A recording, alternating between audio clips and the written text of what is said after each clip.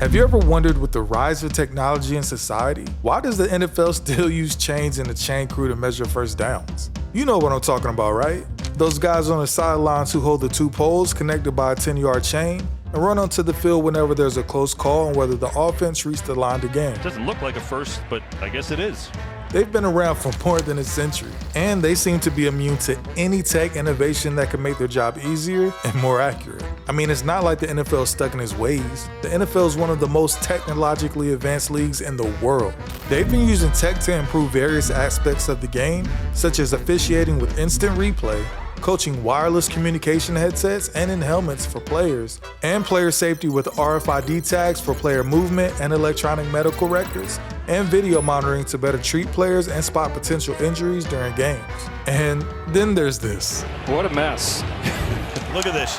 Can he put a card in between it? Look at Shane. He can barely contain himself. But why is that? Why does the NFL stick to this old-fashioned method of measuring first downs when there are more advanced alternatives available? And are those alternatives really better than the chain gang? Let's find out.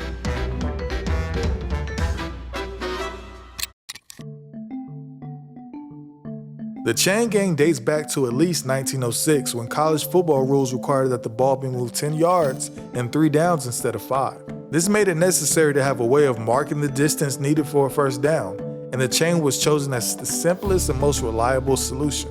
The chain gang consists of 3 members, one who holds the rear pole that marks the start of the current set of downs, one who holds the front pole to mark the line to gain, and one who holds the box to mark the line of scrimmage. The front pole stays in place until a first down is made, while the other 2 move with the ball after each play. And when there's a play that's near the line to gain and is too close to see, the chain gang runs onto the field to help the official determine whether the first down was achieved.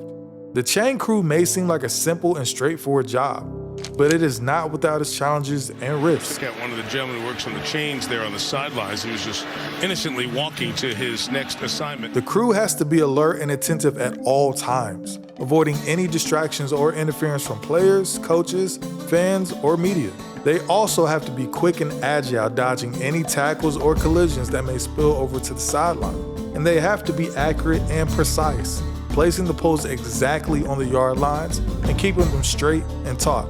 They also have to deal with human error, both from themselves and from the officials. Sometimes they may not run in a perfectly straight line when moving from sideline to the field, or they may accidentally move or drop their poles. Sometimes the officials may not spot or place the ball correctly on the field, or they may pick up or move the ball when measuring it next to the chain. These errors can cause discrepancies or controversies over whether a first down was made or not. So, if there are so many problems with using chains and a chain crew to measure first downs, why doesn't the NFL use technology instead? Well, it turns out technology is not as simple or reliable as it may seem. One possible technological solution is to use lasers to project a virtual line on the field that shows where the line to gain is.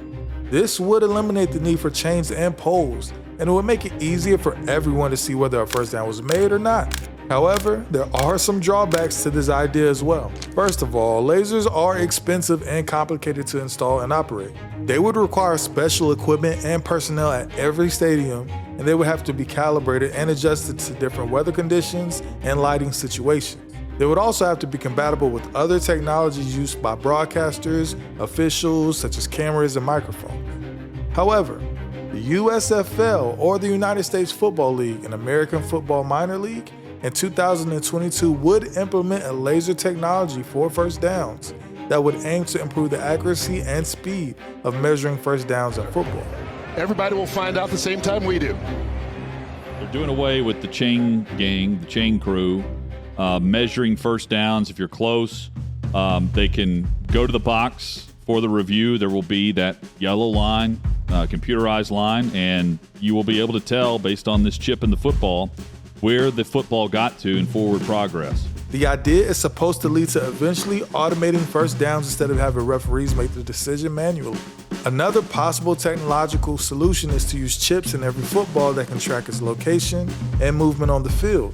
This would eliminate the need for spotting or placing the ball manually by officials, and it would make it easier for everyone to see where the ball is at all times. However, There are more drawbacks to this idea as well. Surprisingly, the NFL already has chips in its footballs that are used for next-gen stats and tracking data. After the initial success with the RFID tags, the league started experimenting with implementing tracking chips within the footballs. Since the 2017-2018 season, every game ball in the preseason, regular season, and postseason have been implemented with a tracking chip. Secondly, chips are not foolproof or accurate either. They can be affected by factors such as interference, signal loss, or be damaged. And they can still be subject to human error when determining where to place them in the ball or to align them with the yard lines. The current chipped NFL footballs are accurate within 6 inches of the actual spot and guaranteed accuracy within 10 inches. This might sound pretty good, but this margin of error prevents these chips from being used to spot first downs or touchdowns.